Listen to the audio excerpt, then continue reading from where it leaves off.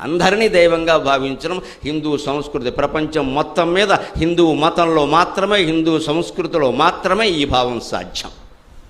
అందుకే దైవతత్వం హిందువులకు తెలిసినట్టుగా, ఋషులకు తెలిసినట్టుగా మరొకటికి తెలియలేదు, తెలిసే అవకాశం కూడా లేదు.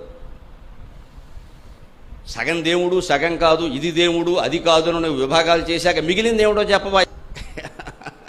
దేవుడు కాకుండా మిగిలిందంటూ ఏదైనా ఉంది అంటే దేవుడు అపరిపూర్ణుడు. అపరిపూర్ణుడు ఎప్పుడు దేవుడు కాజాలడు. అపరిపూర్ణులో మనమంతా ఉన్నాం కదా. ఇక్కడ మీరు అక్కడ కూర్చున్నారు, ఇక్కడ ఉండలేరు. నేను ఇక్కడ కూర్చున్నాను, అక్కడ ఉండలేను. అక్కడ ఇక్కడ ఉండగలిగిన వాడు చిట్టి పెళ్ళారయ్య, ఆయన దేవుడు అవుతాడు. ఒకచోటే ఉండేవాడు, ఇంకో చోట లేనివాడు, ఒక పని చేయగలిగిన వాడు, ఇంకో పని చేయలేనివాడు దేవుడు ఎలా అవుతాడండి? పరిమితంగా ఉండడానికి మనం ఉన్నాం కదా ఇక్కడ. దేవుడు అంటేనే సర్వాంతర్వ్యాపి, సర్వాంతర్యామి. దేవుడు అంటేనే సర్వజ్ఞుడు.